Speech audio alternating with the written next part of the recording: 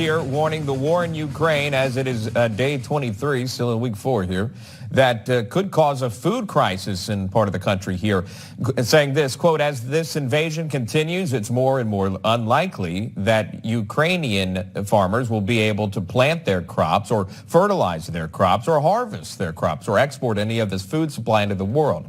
End quote. And that's just a clip there. Joining us now to discuss is Republican Congressman from Georgia and member on the House Armed Services Committee, Austin Scott. Congressman, good to see you. Thanks so much for... Hey, good to see you too. Thanks for... Yeah, absolutely. Good to see you too.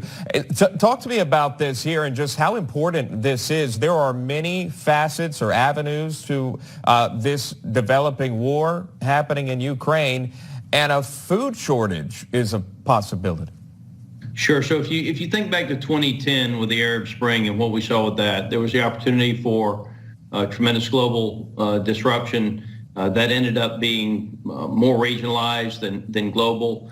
The economic indicators right now are actually worse than they were in 2010. If you look at what's happening with Russia and Ukraine, Ukraine alone puts 50 million metric tons of corn and wheat into the global market. By the way, China is the #1 importer of corn and wheat, so you can imagine what it's going to do to their economy as well as others with 1.4 billion people to feed. But when we talk about the countries that are the low-income countries that get their food through the World Food Program, those are the ones that I'm talking about when I talk about the potential global disruption of the food supply. I think we as Americans will end up paying more for our groceries, but when we do go to the store, we're going to have groceries. It's going to be those countries who get their food from the World Food Programs that I think are going to literally, in some cases, not have food, and that has the potential to lead to geopolitical disturbances, and just as we saw with the Arab Spring in 2010. Which this country's already paying more for groceries, paying more for gasoline, et cetera. This could only tack on to that. You mentioned China. That's right. President Biden right now reportedly on a call with President Xi Jinping. We may have a readout a little later on that. May not get the verbatim right away, but we may get the broad strokes of what they're going to talk about. But bottom line is, what do you hope for this call with these two leaders? Yeah, so I hope he makes it very clear to Xi Jinping that our intelligence has been exceptionally good with regard to the war in Ukraine. China did not listen to us when we were advising them of what we expected to happen with regard to Russia and the Ukraine.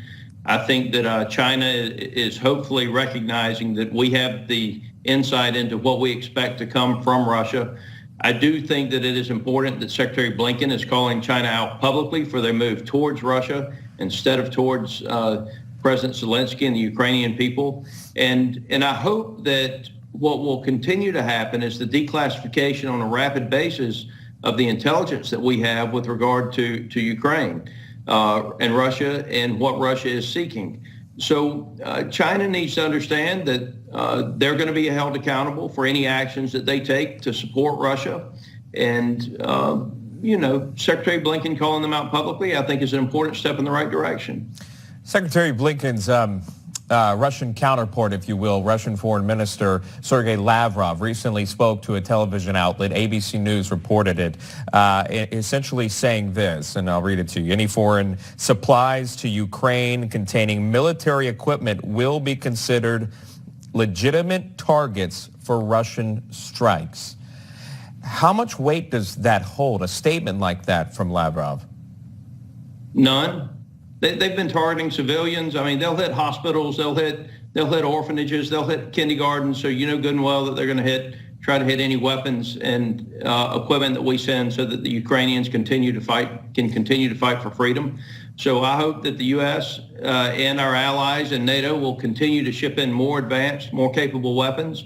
I hope that high altitude air defense systems are sent in there so that we can protect the Ukrainians, or at least allow them to protect themselves. And those systems, whatever we send them has already been a target. If he'll kill kindergartners and orphans, you know good and well that they were already targets. But just to be clear, he's saying any foreign supplies that contain military equipment, the United States, a foreign country, is sending military supplies, can be considered for legitimate targets for Russian strikes. Does that concern you? We're going to keep sending them in. I don't care what he says. We're going to keep sending them in so the Ukrainian people can defend themselves and defend freedom.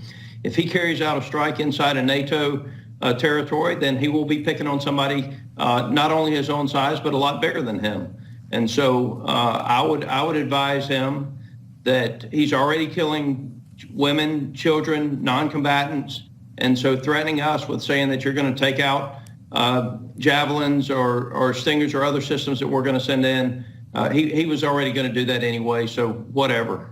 All right. Congressman Austin Scott joining us live here. Congressman, good to see you. Have a great weekend. Thanks for your time. You too. Thank you.